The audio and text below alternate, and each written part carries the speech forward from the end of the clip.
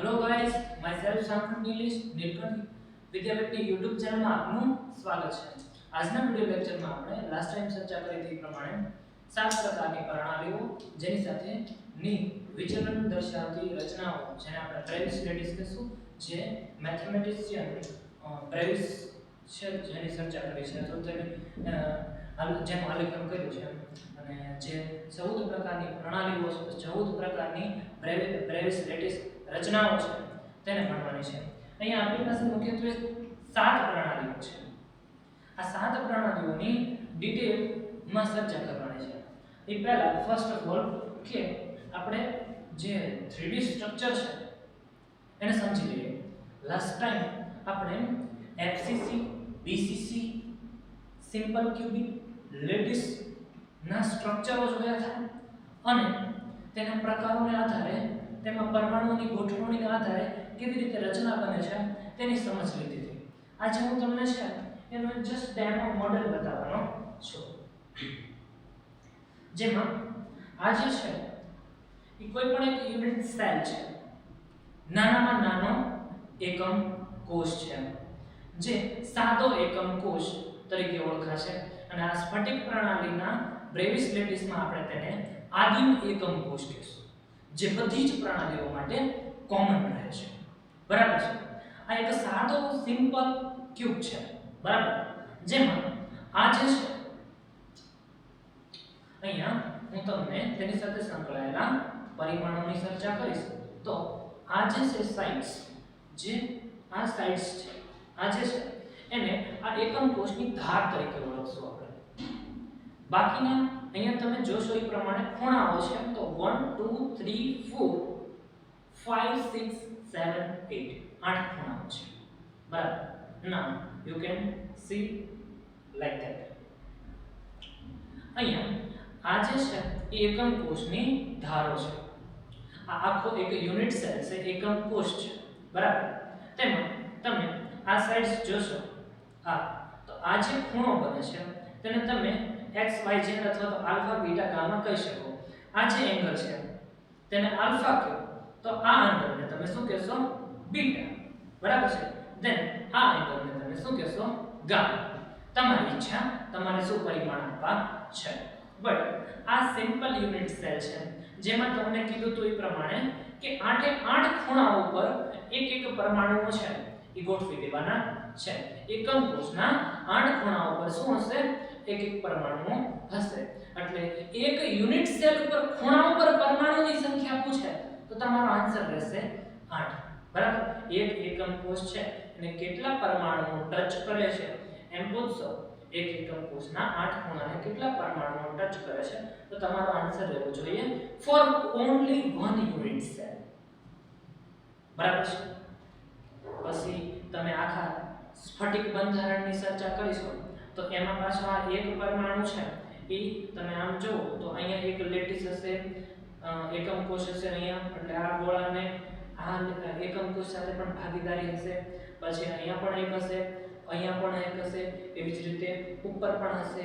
તો એવી રીતે તમે એક કોર્નરને જોશો અને એ રૂમ પ્રમાણે એક કોર્નરને પસંદ કરો અને એ રૂમને કેટલા રૂમ છે એક જ કોર્નર સાથે ટચ કરે છે એ સમજશો તો તમને ખ્યાલ આવશે કે એનું વિભાજન 8 વાર થઈ જશે। પણ અત્યારે માત્ર મેં તમને એમ કીધું છે એ વાત બધી ગણતરીઓની છે, એની ચર્ચા પછી કરશું।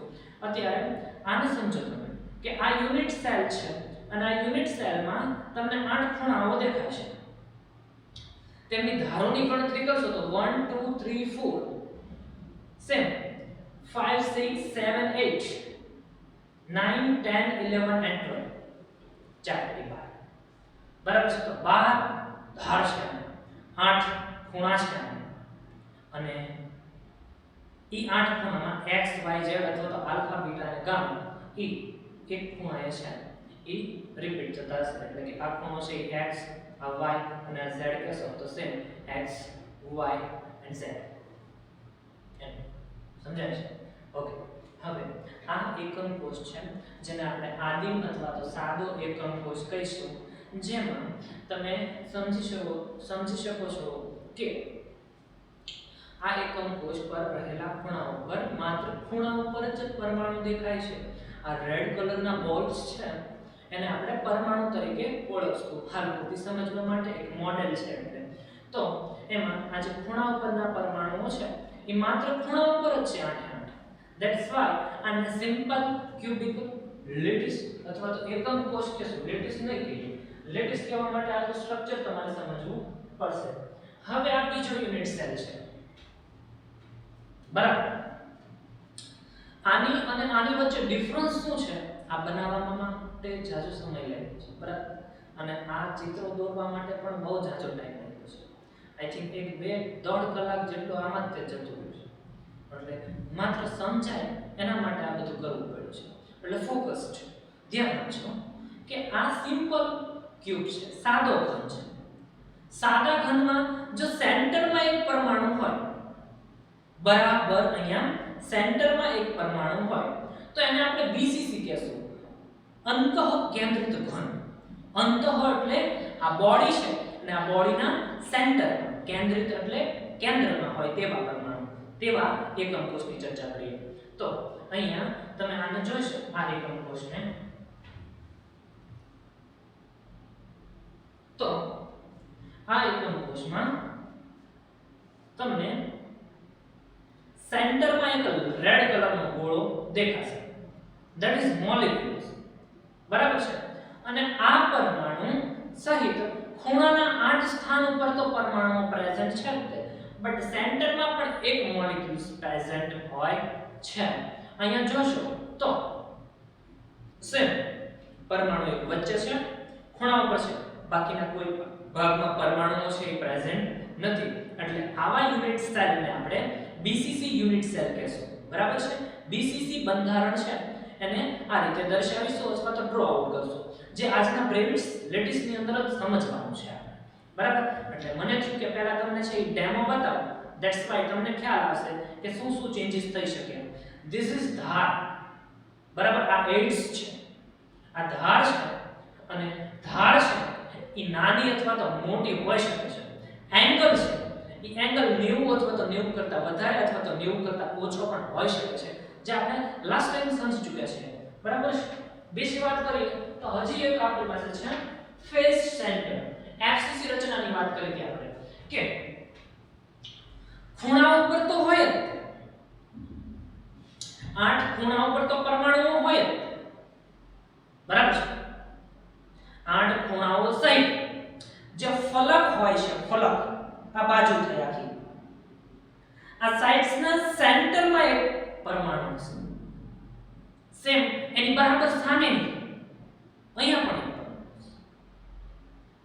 અહીંયા બીજી સાઈડ છે તો અહીંયા પણ એક પરમાણુ છે, બરાબર એની સામે પણ એક પરમાણુ છે. અહીંયા એક બીજી સાઈડ છે તો આની સામે પણ એક પરમાણુ હશે. તો આપણી પાસે ફેસ સાઇડ્સ કેટલી છે? બાજુ 1 2 3 4 5 6 6 બાજુઓ છે. આ 6 બાજુઓ ઉપરથી તમને ખ્યાલ આવશે કે આ 6 બાજુના સેન્ટર, ફેઝના સેન્ટરમાં એક પરમાણુ પ્રત્યેક એડ્સ ધરાવે છે, બરાબર છે. પ્રત્યેક બાજુ છે એક પરમાણુ ધરાવે છે. અને આ રીતે તૈયાર થતા એકમ કોષને શું કહેવામાં આવે છે? Face centre unit cell, FCC, બરાબર છે. ફલક કેન્દ્રિત ઘન અથવા તો ફલક કેન્દ્રિત એકમ કોષ. તો આ 3 પ્રકારના આપણે જોયા. હવે તમને ખ્યાલ છે કે એક બીજો પ્રકાર પણ હતો, તેમાં માત્ર અંતઃ કેન્દ્રિત એકમ કોષ એવું નામ આપ્યું હતું, કેન્દ્રિત એકમ કોષના પ્રકારમાં. તો તમારે માત્ર આ 8 સેન્ટર બાજુ ફલક કેન્દ્રિત એકમ કોષ છે એમાંથી આ બે પરમાણુને કાઢી લેવાના છે, આ બે પરમાણુને કાઢી લેવાના છે, અને વૈધ્યા કેટલા તમે જે સામે દેખાય છે 1 અને આ 2, બાકી આ જે છે એને રિમૂવ કરી દેવાના છે. ધેટ્સ વાય આ બે પરમાણુઓ વચ્ચે એને જ તમારે જોવાના છે, અને ખૂણા ઉપરના 8 પરમાણુ, એટલે આ અને આ, બાકી ખૂણા પરના 8, આને છે એ રિમૂવ કરી દેવાના છે. અને જે ઘન એકમ કોષ, જે ઘનનો એકમ કોષ તૈયાર થશે એને આપણે અંત કેન્દ્રિત એકમ કોષ તરીકે ઓળખીશું. અને તેના આધારે જે વિચલન થાય છે કે આને હું કમ્પ્રેસ કરી દઉં અથવા તો કંઈક આના ઉપર કંઈક દબાણ તાપમાન જે કંઈક ફેરફાર કરીને સ્ફટિકીકરણની પ્રક્રિયા કરીને કંઈક આમાં વિચલન દર્શાવે તો જે તે પદાર્થ છે એ જુદી જુદી રીતે વિચલન દર્શાવતા હોય છે અને એક બંધારણમાંથી આ બીજું બંધારણ છે એ પ્રાપ્ત કરી શકતા હોય છે અથવા તો શક્ય વિચલન દર્શાવે છે એમ એને કહેશું કયા કયા પ્રકારના વિચલન દર્શાવે છે જેમ બ્રેવિસે સમજાવ્યું છે અને એ રીતે આજના લેક્ચરમાં તમારે ભણવાનું છે યાદ રહે અહીંયા તમને આ ટોપિકમાંથી એક એમસીક્યુ પૂછવામાં આવે છે જો આ તમને ખ્યાલ હશે તો તમે સરળતાથી તે એમસીક્યુ છે એ સરળતાથી સોલ્વ કરી શકો છો હવે પછી કોઈ પણ કોમ્પિટિટિવ એક્ઝામ હોય કે પછી તમારી ગુજરાતી બોર્ડની એક્ઝામ હોય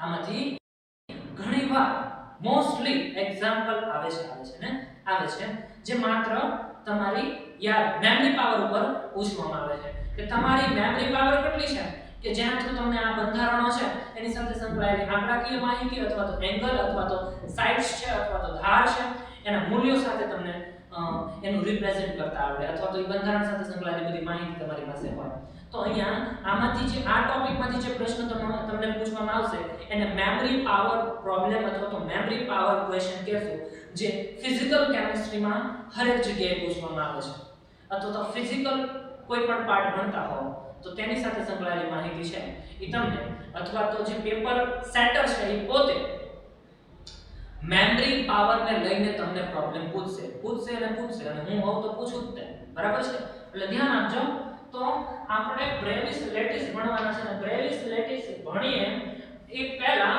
થોડી ઘણી સમજણ લઈ લઈએ તો તમને કેન્દ્રિત એકમ કોષ અથવા તો કેન્દ્રિત ન હોય તેવા એકમ કોષ એટલે કે જેને આપણે સિમ્પલ ક્યુબિક લેટિસ અથવા તો સાદો ઘન કહીએ છીએ સાદા ઘનને બ્રેવિસ લેટિસ ની અંદર આદિમ એકમ કોષ કહેશું બરાબર છે સિમ્પલ રહેશે બરાબર છે સાદો માત્ર ખૂણા ઉપરના પરમાણુઓની ચર્ચા કરીશું ક્યુબિક એટલે ઘનની અંદર વાત કરીશું તો ઘન બંધારણની અંદર માત્ર ખૂણાના પરમાણુઓ છે એ પ્રેઝન્ટ હશે બાકી કોઈ હશે નહીં આવી રચના તમને હરેક પ્રણાલીમાં જોવા મળશે આપણે સાત પ્રકારની પ્રણાલીઓ છે એનો અભ્યાસ કરવાનો છે અને સાત પ્રણાલીઓ છે એ પોતાના શક્ય જુદા જુદા વિચલનો દર્શાવે છે એ વિચલનને આધારે તમારે એમની માહિતી છે એ મેળવવાની છે જેમ કે પહેલું તમારી પાસે છે સ્ફટિક પ્રણાલીમાં ક્યુબિક ઘન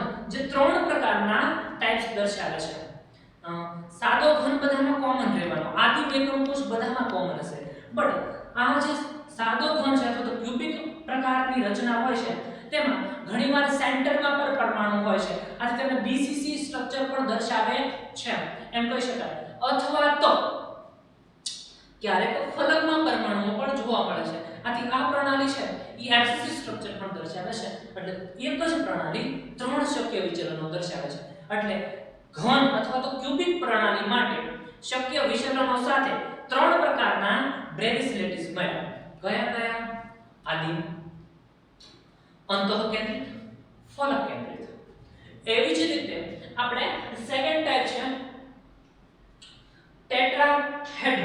ટેટ્રાહેડ્રલની ચર્ચા કરીએ તો એમાં મુખ્યત્વે બે પ્રકારના વિચલન જોવા મળે છે બરાબર છે જે તમારી સામે દર્શાવ્યા છે કે માત્ર સાદો ઘન એટલે બધામાં રહેશે આદિમ એકમ કોષ અને અંતઃકેન્દ્રિત એટલે કે સેન્ટરમાં એક પરમાણુ છે આવા બે પ્રકારના બંધારણો છે વિચલનો છે એ દર્શાવે છે કોણ ચતુષ્ફલકીય અથવા તો એને ઘણી વખત ટેટ્રાગોનલ પણ કહેવામાં આવે છે બરાબર છે ટેટ્રાહેડ્રલ પણ કહી શકો છો તમે નેક્સ્ટ સૌથી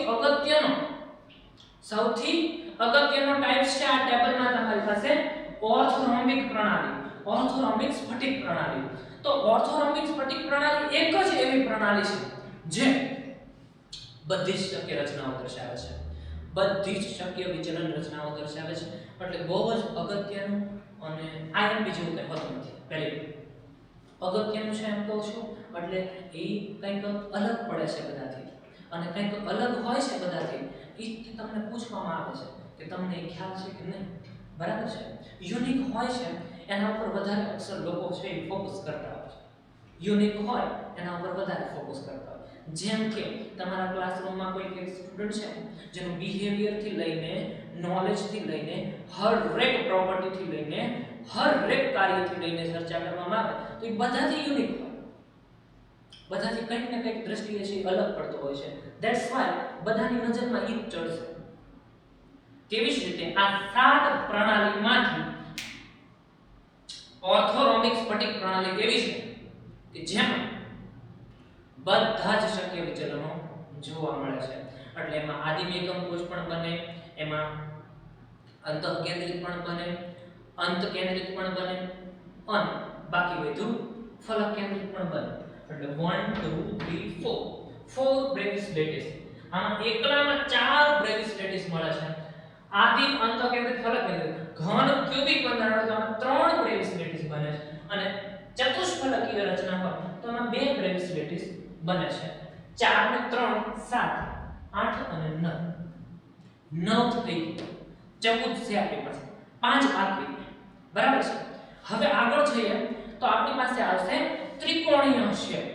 અમુક સ્ફટિક પ્રણાલી છે એ પોતાની ધાર અને ખૂણાઓના આધારે એક બીજી પ્રણાલી પણ દર્શાવે છે અથવા તો એને એક પ્રણાલી કહેશું જે અહીં છે, જેને રોમ્બોહેડ્રલ પણ કહેવામાં આવે છે. રોમ્બોહેડ્રલ.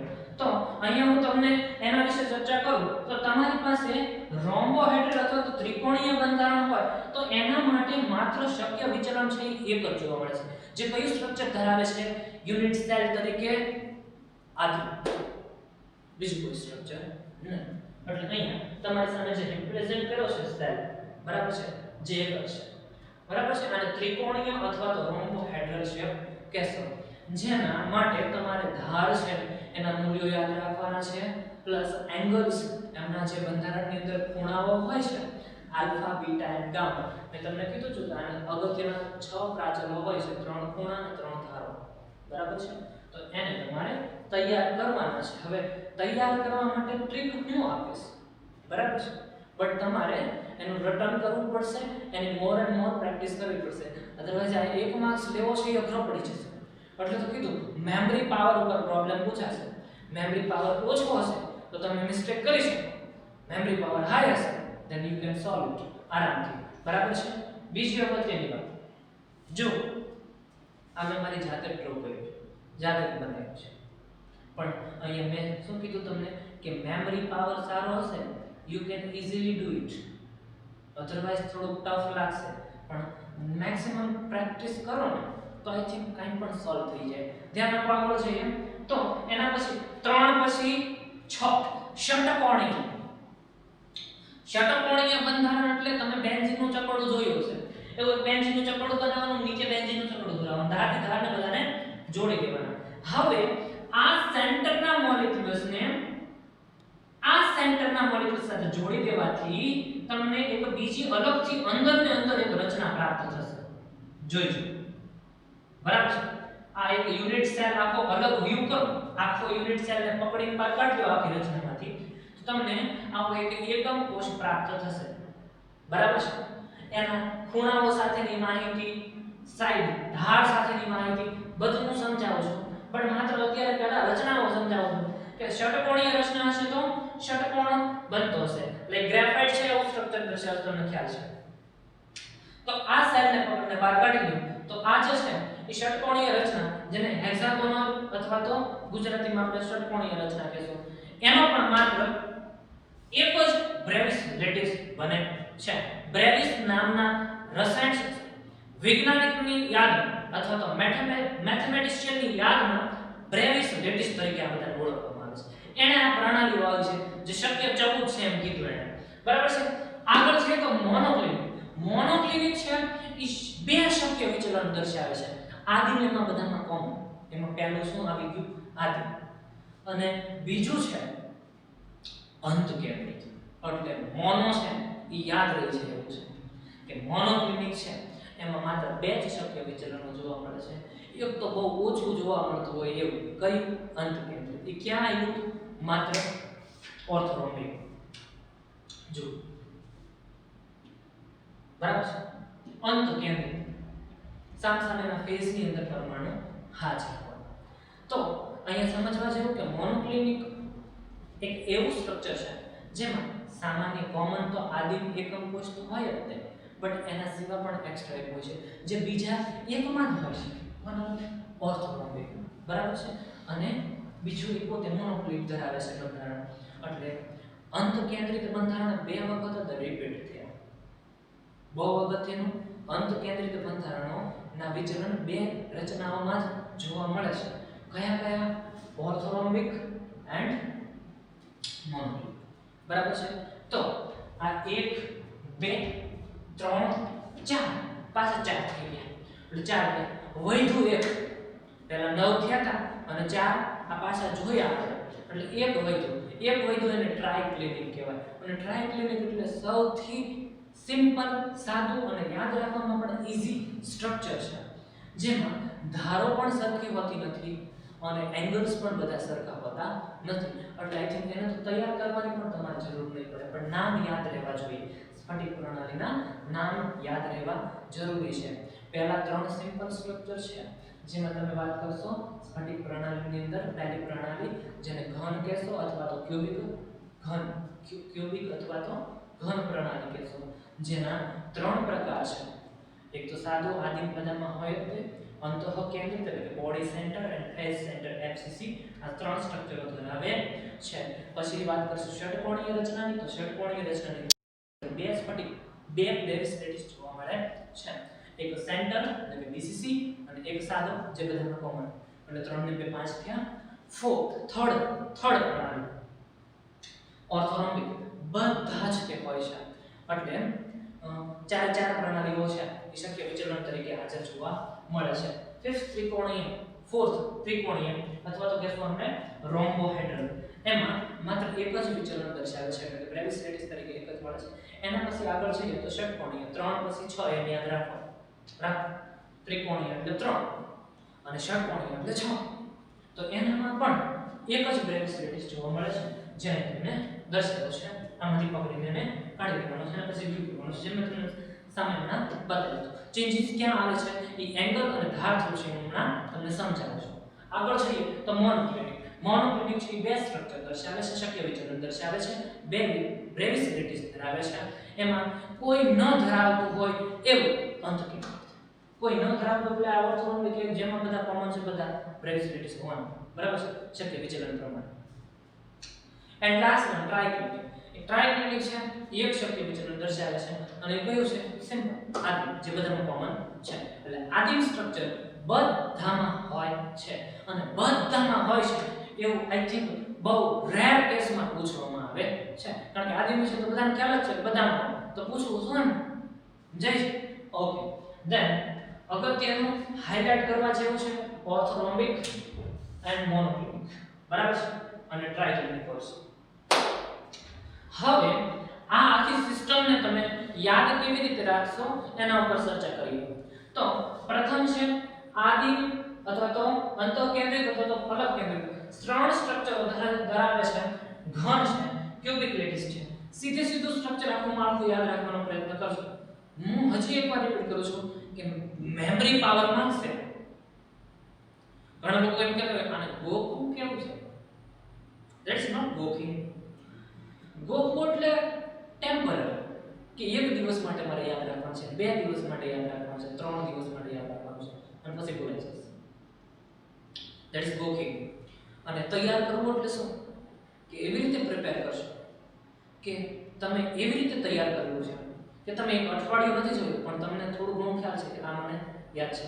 એક જ વાર તમારી સામે આવશે એટલે તમારા માઇન્ડમાં સેટ થઈ જશે. ધીસ ઇઝ તૈયાર કરી. અને ગોખિંગ એટલે 2 દિવસમાં ભૂલાય, બરાબર છે. આગળ જઈએ. આ પહેલી ઘન સ્ફટિક પ્રણાલી છે જે ક્યુબિક સ્ટ્રક્ચર દર્શાવે છે. બ્રેવિસ લેટિસની સંખ્યા 3 જોવા મળે છે, સિમ્પલ, બીસીસી એન્ડ એફસીસી.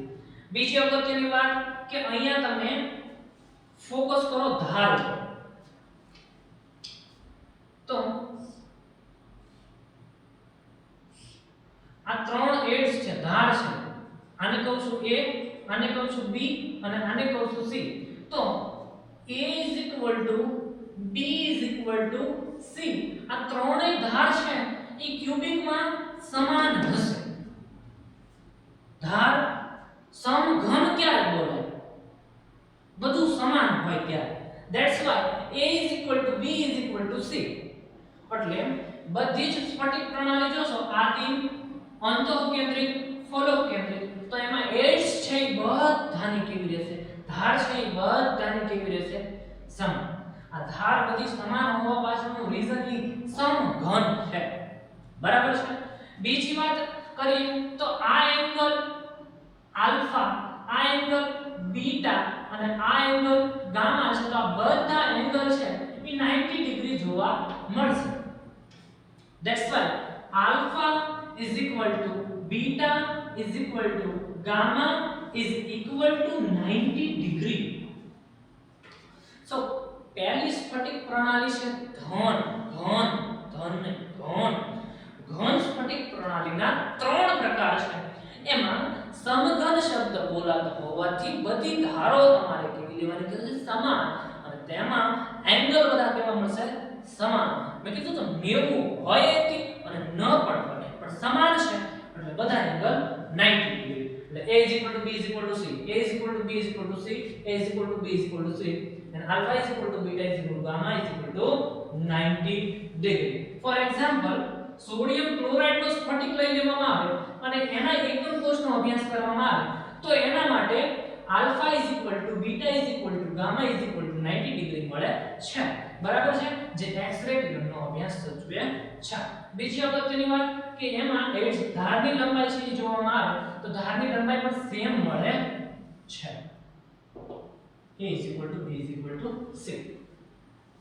તો આ રીતે ઘન સ્ફટિક પ્રણાલી એને તમારે તૈયાર કરવાની છે કે ઘન સ્ફટિક પ્રણાલીમાં બધું સેમ હોવાથી a b c મળે છે પ્લસ એંગલ પણ બધા કેવા મળે છે? as it is 90 degree. અને એના એક્ઝામ્પલમાં સોડિયમ ક્લોરાઇડ અથવા તો ઝિંક સલ્ફેટ ZnS અથવા તો કોપર આ પ્રકારના સ્ટ્રક્ચરો દર્શાવે છે, જેના એક્ઝામ્પલ પણ બહુ અગત્યના છે. એટલે એક્ઝામ્પલ પણ તમારે તૈયાર કરવા પડશે. હું હજી એકવાર શબ્દનો પ્રયોગ કરું છું કે તૈયાર કરવા પડશે. ગોખવાવાળાનું અહીંયા ચાલશે નહીં, કારણ કે એમાંથી પ્રોબ્લેમ પૂછાય છે એ મેમરી બેઝ પૂછાય છે. તમારી માનસિક ક્ષમતા છે એ સ્ટ્રોંગ હોવી જોઈએ, સ્ટેબલ હોવું જોઈએ, તો તમે આને તૈયાર કરી શકો. જો માનસિક ક્ષમતા ઓછી હોય તો તમે તૈયાર કરી શકો નહીં, અને તો તમે સાયન્સનો ક્લાસ અટેન્ડ કર્યો હોય નહીં, જો ક્ષમતા ઓછી હોય તો. ચલો આ ત્રણ છે એ આઈ થિંક મારા ખ્યાલથી એક્ઝામ્પલ સાથે યાદ રહ્યા હશે કે સાદો ઘન હોય, સિમ્પલ યુનિટ સેલ હોય તો a b c, alpha beta gamma 90 degree મળે છે. For example sodium chloride, zinc sulphide and copper. That's all. પહેલું પૂરું થયું. હવે ચતુષ્ક ફલકીય અથવા તો ટેટ્રાહેડ્રલ ની વાત કરવામાં આવે તો ત્યારે માત્ર શું કરવાનું છે? ધ્યાન. પહેલું જે તમે ભણ્યા હતા એમાં a b c હતું, એટલે કે આ c છે, આ c છે, આ a છે, બરાબર છે, અને આ b છે. તો a b c ત્રણેય સેમ હતું. બટ હવે જોજો આ એકમ કોષ જે સાદો હતો ને, સાદો યુનિટ સેલ, એને આમ પકડીને ખેંચો, લાંબો કરી નાખો તો આને ઉપરથી આમ તાણો, આને નીચેથી આમ તાણો તો વધારો શેમાં થશે? c માં. ધાર કઈ લાંબી થઈ? c. આવી રચનાને શું કહેવાય? ચતુષ્ફલકીય અથવા તો ટેટ્રાહેડ્રલ રચના. એમાં c વધી ગયો એટલે a b is does not is equal to c. જો માત્ર ચેન્જીસ શેમાં? c. કયું શું? ક્યાં તો આને દબી દી અને ક્યાં તો એને લાંબો. એક ધાર ગમે એ વધી જશે અથવા તો ઘટી જશે. અહીંયા c છે એ શું થઈ ગઈ? a અને b કરતા અલગ થઈ ગયું. a અને b ઇક્વલ છે. વિચલન દર્શાવવાના છે એટલે તમે કંઈક નો કંઈક ફેરફાર કરશો. હવે મારે જે તમને સમજાવવાનું હતું એ મેં તમને સમજાવી દીધું કે તમે આ ધારનું મૂલ્ય છે એ વત્તા ઓછા લેશો, but does not is equal to b and c. a અને b સમાન લેવાનું છે પણ c છે એ સરખું માપ દર્શાવવાનું નથી. પછી સ્કેલથી ડ્રો કરતા હોય કે જેનાથી ડ્રો કરતા હોય ત્યારે પણ માત્ર ચેન્જીસ ક્યાં આવશે? does not is equal to b. બાકી બધું as it is. alpha is equal to beta is equal to gamma is equal to 90 degree. A is equal to B does not is equal to C. એટલે અહીંયા જે equal હતું ને minus sorry only does not equal કરવાનું છે. એટલે આ બે સ્ટ્રક્ચર તમારા પૂરા થયા. પાંચમું કામ પૂરું થયું. નાઉ ચેક થર્ડ. ઓર્થોરોમ્બિક બહુ જ ઇમ્પોર્ટન્ટ, બહુ જ અગત્યનું. એમાં પણ એંગલ ઇઝ ઓલવેઝ 90 ડિગ્રી. કોઈ પણ સ્ટ્રક્ચર લઈ લીધું તમે ઓર્થોરોમ્બિક છે એનું કોઈ પણ સ્ટ્રક્ચર લઈ લો. જો અહીંયા એક્ઝામ્પલ તરીકે તમે ટીન ઓક્સાઇડ ટિટાનિયમ ડાયોક્સાઇડ બરાબર છે, જે તેના એક્ઝામ્પલ છે એટલે નોટ કરજો બરાબર છે, જે અગત્યના રહેશે કોઈ પણ જગ્યાએ પૂછવામાં આવી શકે છે. એટલે એક્ઝામ્પલ પણ યાદ હોવા જોઈએ. એનસીઈઆરટી ટેક્સ્ટમાં એટલું એટલું તો આવડવું જોઈએ. એક્સ્ટ્રા આવડે કે ન આવડે ચાલે. એનસીઈઆરટી ના ટેક્સ્ટની અંદર આપેલું છે એટલું તો ખ્યાલ કરવો જોઈએ. જો ડાઉટ હોય તો પેપરો ચેક કરી લેજો. બીજી અગત્યની વાત કે અહીંયા એંગલ ઇઝ 90 ડિગ્રી એટલે alpha beta and gamma is 90 degree as it is. But પહેલામાં બધું a b c હતું. પછી કે c છે એની લેન્થ છે એ વધારી દીધી એટલે a b કરતા ઉલટું થઈ ગયું. હવે ત્રણ સાઈડ છે એને અલગ અલગ લેવાની છે. a નું મૂલ્ય 5, b નું મૂલ્ય 10 અને c નું મૂલ્ય 9 અથવા તો 8 તમારી ઈચ્છા. જસ્ટ એક્ઝામ્પલ આપું છું કે આવું મૂલ્ય લઈને તમે એક માપ સ્કેલ થી છે એ ડ્રો કર્યો હોય આવો યુનિટ સેલ તો બનશે યુનિટ સેલ તો આખું બનશે. પણ a b c ત્રણેયનું મૂલ્ય કેવું છે? ડિફરન્ટ. એટલે એ a b c તો એની જગ્યાએ બધાની જગ્યાએ શું થઈ જશે? does not equal. એટલે અહીંયા પ્રત્યેક ધારનું મૂલ્ય જુદું જુદું મળે છે. એટલે યાદ રાખવા માટે હું એમ કહીશ કે equal does not equal does not equal. એટલે બધી પ્રણાલીઓ છે. આઈ થિંક આમાં કઈ જાજુ તમને તમારા લેવલને પાર કરી નાખે, તમારા મગજને મજૂરી કરાવી નાખે એવું તો કઈ છે નહીં. પણ મેં તમને કીધું એમ આમાંથી એક એમસીક્યુ આવે છે એટલે મેમરી પાવર જોઈશે. 4 સ્ફટિક પ્રણાલી છે, 4 બ્રેવિસ લેટિસ છે, ઓર્થોરોમ્બિક પ્રણાલી છે, અગત્યની છે, એંગલ 90 ડિગ્રી અને સાઈડ ધાર છે એ બધી જુદી જુદી હોય છે. બરાબર છે. અને એક્ઝામ્પલમાં તમે રોમ્બિક સલ્ફર લઈ શકો છો.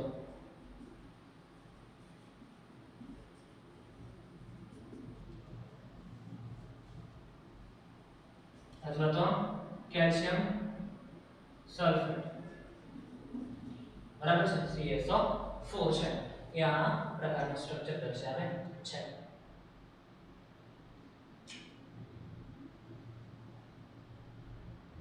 અથવા તો બેરિયમ સલ્ફેટ BSO4 પણ આ પ્રકારનું સ્ટ્રક્ચર દર્શાવે છે.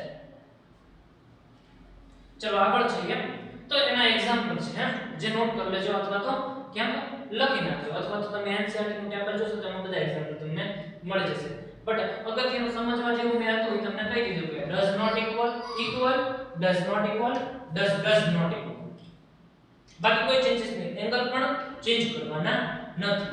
ના ત્રિકોણીય અથવા તો રોમ્બોહેડ્રલમાં અગત્યની વાત શું છે કે બધું ઇક્વલ છે. એટલે મેં આ વાત પાછી રિપીટ કરી છે. તમારી ટેક્સ્ટમાં આપ્યું છે એ પ્રમાણે ક્રમમાં નથી આપ્યું, મેં સેટ કરીને આપ્યું છે કે અહીંયા પહેલું સ્ટેપ તમારે શું હતું કે બધું ઇક્વલ હતું સર. તો બધું ઇક્વલ છે. જુઓ a b અને c ત્રણેય આના માટે કેવું હશે? આ સ્ટ્રક્ચર માટે સરખું હશે. બટ અગત્યની વાત શું છે કે અહીંયા એંગલ બધા 90 ડિગ્રી હતા, અહીંયા એંગલ 90 ડિગ્રી નહીં. બસ બીજું કોઈ ચેન્જીસ બરાબર છે. આમાં એંગલ 90 ડિગ્રી હશે નહીં. આના એક્ઝામ્પલ જોશો તો ક્વાર્ટઝ ચેપ્ટર સ્ટાર્ટ કર્યું હતું ત્યારે ક્વાર્ટઝ શું છે? એક સ્ફટિકમય ઘન પદાર્થ છે એની વાત કરી. સ્ક્વાડ ક્લાસ છે એ અસ્ફટિકમય ઘન પદાર્થ છે જેની વાત ચર્ચા પણ કરી લીધી છે. બરાબર છે. પછી આગળ જઈએ તો અહીંયા આઈ થિંક એક જ રચના છે એ તમારે તૈયાર કરવાની છે. અને આઈ થિંક આ જે બધી રચનાઓ છે એ ડિફરન્ટ ટાઈપ ધરાવે છે. મોનોક્લિનિક બે ધરાવે છે અને બાકીના બધા એક જ ધરાવે છે. 1 1 1 એટલે ત્રણ પ્રણાલી એવી છે જે એક જ સ્ફટિક બ્રેવિસ ધરાવે છે. બાકી મોનોક્લિનિક બે અને આ ત્રણ તો તમને યાદ જ છે. That's all. નેક્સ્ટ, ષટકોણીય અથવા તો હેક્સાગોનલ સ્ટ્રક્ચર કેવી રીતે બનાવવું એ સમજાયું છે. આને પકડીને બહાર કાઢી લેવાનું છે.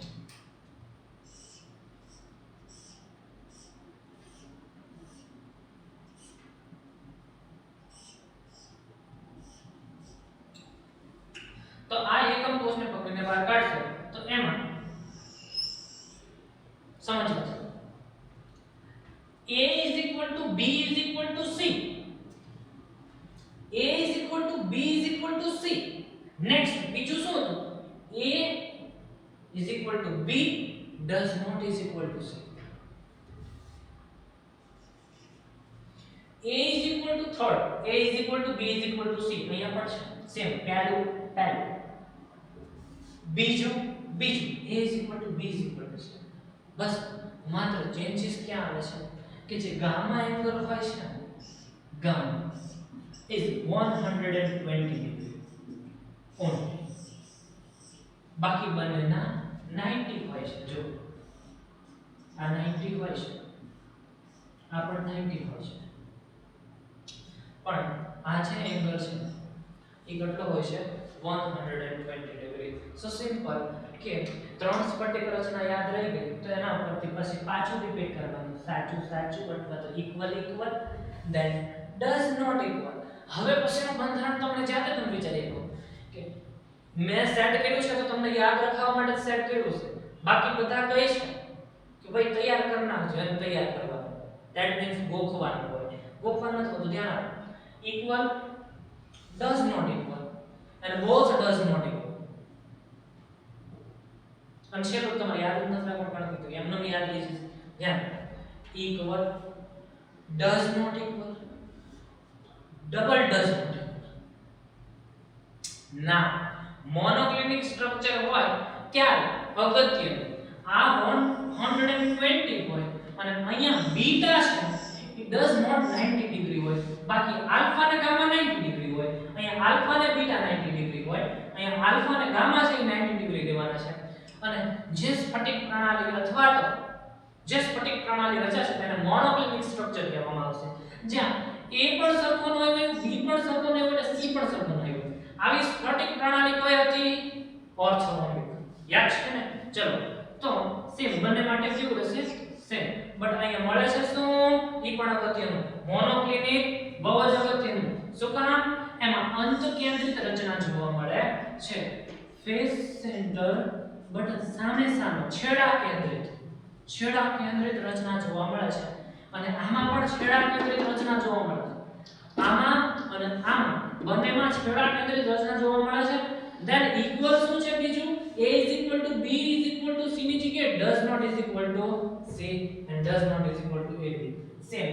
A does not is equal to B does not is equal to C. ના આ બે સ્ફટિક પ્રણાલી પૂર્ણ કર્યા બાદ અહીંયા આના એક્ઝામ્પલમાં છે કે તમે ગ્રેફાઇટ લઈ શકો છો અથવા તો ઝિંક ઓક્સાઇડ લઈ શકો છો. બરાબર છે? અથવા તો કેડમિયમ સલ્ફાઇડ લઈ શકો છો. બરાબર છે? જે ષટકોણીય રચના ધરાવતા લેટિસ છે. બરાબર છે? ઓકે. નાઉ મોનોક્લિનિકમાં મોનોક્લિક સલ્ફર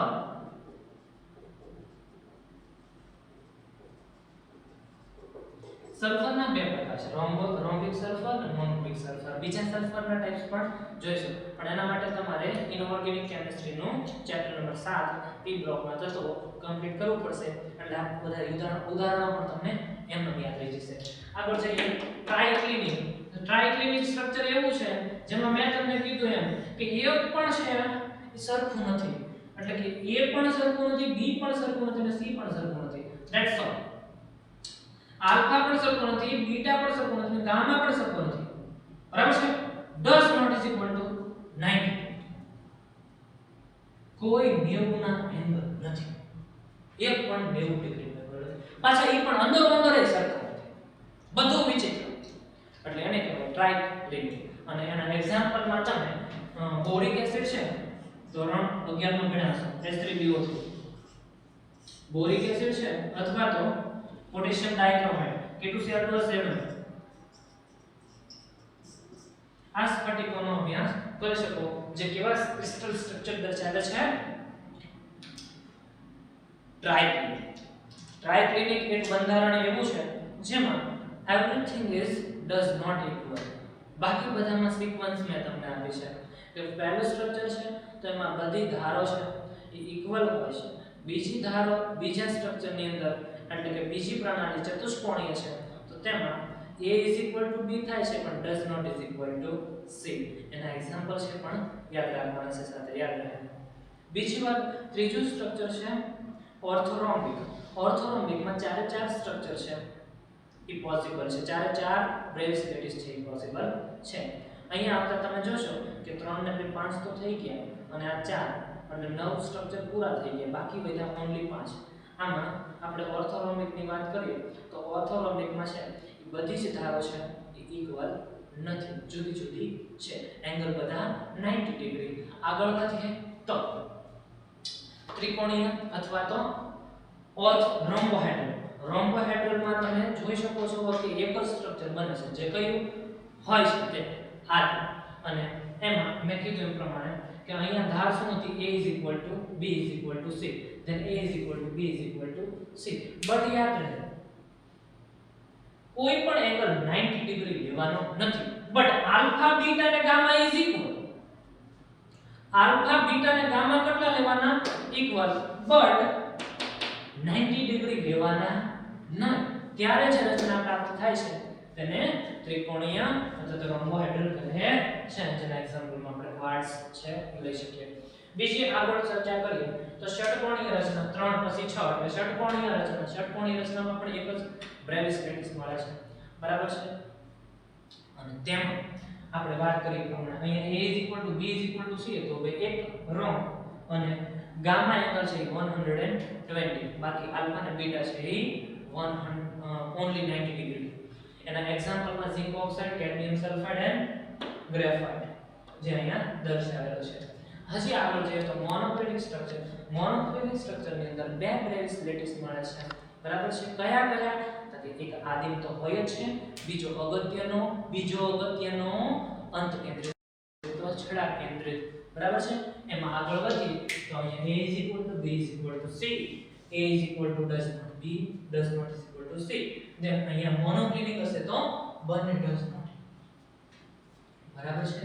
આગળ જોઈએ ટ્રાઇક્લિનિક સ્ટ્રક્ચર. ટ્રાઇક્લિનિક સ્ટ્રક્ચરમાં છે બધું છે એ કેવું છે, જુદા જુદા મૂલ્યનું, બધાના માપ છે એ કેવા લેવાના છે, જુદા જુદા. આવું તમારે નાનામાં નાના એકમ કોષ માટે સમજવાનું છે. વિચારો એક્સ-રે છે એ સિસ્ટમ કેટલું વર્ક કરતી હશે કે આના ધારના મૂલ્યો, એમના એંગલ, ખૂણાઓ આ બધું છે એ મેઝર કરવા માટે સક્ષમ છે. જૂના સિલેબસની અંદર આને રિલેટેડ બ્રેગ સમીકરણ આવતું હતું, જે આ ટોપિક સાથે અથવા તો એક્સ-રે ટોપિક સાથે છે એ સંકળાયેલું હતું અને એના પરથી થીટા, એંગલ, લેમ્બડા આ બધું છે એ મેળવી શકાતું હતું.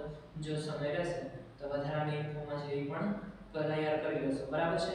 બાકી તમને ખ્યાલ છે કે એનસીઈઆરટી માં આપણા ગુજરાત બોર્ડનો સિલેબસ છે એ આજે બહાર પડી ગયો છે. મહેનત કરવા મળજો, મેં તમને કીધું તો એમ જ છે. ગવર્નમેન્ટ છે એને માત્ર એક્ઝામ લેવાની છે, એટલે એક્ઝામ આપણી ટાઈમ ટુ ટાઈમ જ ચાલશે. ગમે એટલો પ્રોબ્લેમ આવી જશે, એક્ઝામ લેવાશે, તમારે પ્રિપેરેશન તૈયાર રાખવાની છે. કારણ કે પહેલેથી ગવર્નમેન્ટે એનાઉન્સ કરી દીધું છે કે તમારે હોમ લર્નિંગ કરવાનું છે. તો હોમ લર્નિંગ કરવાનું છે તો લર્નિંગ કરવાનું છે, લર્નિંગ કરવાનું છે તો એક્ઝામ આપવાની છે. અને એક્ઝામ ની ડેટ પણ નીકળી ગઈ છે, પત્રિકા ફાટી ગઈ છે. તૈયારીમાં રહેજો અને કમ્પ્લીટ કરતા રહેજો. જે પીડીએફ આવે છે બધા પાસે જેમાં સિલેબસ છે એ ડિલીટ કર્યો છે કે આટલા ટોપિક છે તમારે ગુજરાત બોર્ડ માટે માત્ર તૈયાર કરવા નહીં, ઈ ટોપિકને રીડ કરવા જરૂરી છે. કારણ કે જેડબલઈ નીટ પણ આપવાના છો એટલે એને માત્ર રીડ કરજો, પ્રિપેર નહીં કરતા, નહીતર બીજા એના માટે જાજો સમય જોઈશે તમારે. એટલે હાલ હજી ઘણો બધો સમય છે પ્રિપરેશન માટે, એટલે ઈ પણ બતાવી દો. જે ટોપિકને સાઈડ કરવાના છે એને હાઇલાઇટથી મારી દો કે આ ટોપિક હાલ ગુજરાત બોર્ડ પૂરતી તૈયાર કરવાના નથી એટલે ગુજરાત બોર્ડનું ફોકસ છે એ વધારી દો, એમાં સ્કોર કરી લો. પછી પાછું છે બાકીના ટોપિક છે તમે હાઇલાઇટ કર્યા છે એને પણ તૈયાર કરી નાખો, જેથી કરીને તમે તમારી કોમ્પિટિટિવ એક્ઝામ પણ સરળતાથી અને સારી રીતે સોલ્વ કરી શકો. આજના લેક્ચરમાં પ્રેવિયસ થિયરીઝ છે એ પૂરા થયા. એની સાથેના સ્ટ્રક્ચર મેં તમને બતાવ્યા છે કે કેવા હોય છે, તે અલગ ક્યાં પડે છે બધા A, B અને C તથા આલ્ફા, બીટા અને ગામા, તો તેને રિલેટેડ એના એક્ઝામ્પલથી. એટલે આ બ્રેન ખોપડી સારી હશે તો બધા એક્ઝામ્પલ પણ આવડી જશે અને પ્રોબ્લેમ પણ સરળતાથી સોલ્વ થઈ જશે. બટ ડિપેન્ડ્સ ઓન યુ કે તમે કેવી રીતે પ્રિપેર કરો છો. તમારી ઈચ્છા તૈયાર કરવાની હશે તો થશે, નહીતર નહીં. એકવાર નક્કી કરશો કે આમાંથી ન થાય નહીં, એકવાર નક્કી કરશો કે મારાથી થઈ જ જશે અને તૈયાર કરવું છે, ધેન સોલ્વ ઇટ. બરાબર છે. નેક્સ્ટ વિડિયો લેક્ચરમાં પાછા મળીશું. એકમ કોષ, જે આ બધા એકમ કોષો છે અથવા તો આ બે પ્રેવિયસ પ્રેક્ટિસો જોતા એની સાથે સંકળાયેલ પરમાણુઓની ગણતરીઓ કરતા શીખશું. આભાર, ધન્યવાદ.